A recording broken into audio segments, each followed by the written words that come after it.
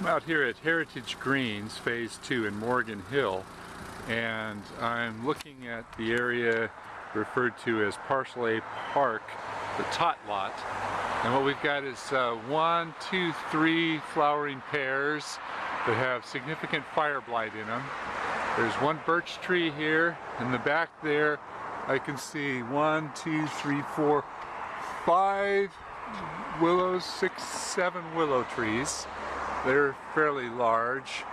There's a redbud here, small camphor, pepper tree, and a large cottonwood.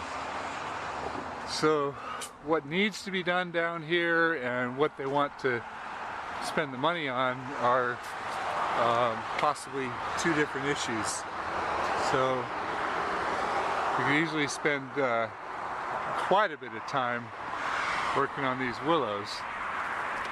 And then just beyond that, I can see there's another small area.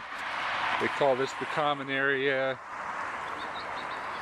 And this takes you up to Magnolia. It's actually on the other side of Magnolia. Okay, just beyond the Tot Lot, we have a fairly significant valley oak. This tree could certainly use some good attention. There's a conifer down over here. Was that a redwood? Redwood's a little close to the house there. There's a pine down here that you might want to consider getting rid of. It's definitely going to get much too large for that area of the fencing. And then finally, let me go over to the other side of the street.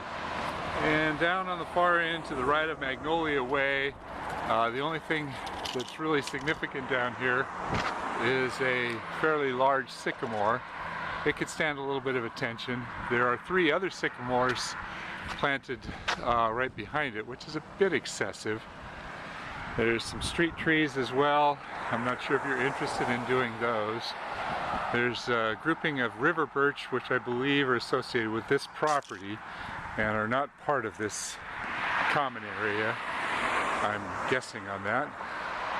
There's also another significant old Quercus lobata valley oak that may not be part of the area. It's on the other side of the sidewalk, but boy, this is a beautiful tree. It's got some limbs that are a little bit heavy.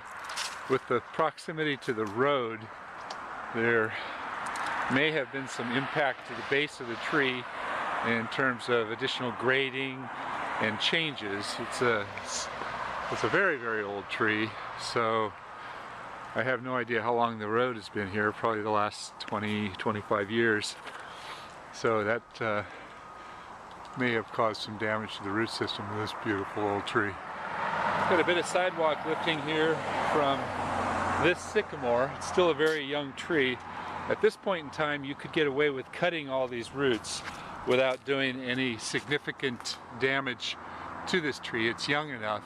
If you wait until the tree gets large, then you have structural problems and issues with leverage and the height. Cutting these roots at this point, while it wouldn't be good for the tree would tolerate it, and you could repair this trip hazard. And back out to the left of Saddleback Drive is another common area with lots and lots of young trees. Maybe some work needs to be done way down at the end.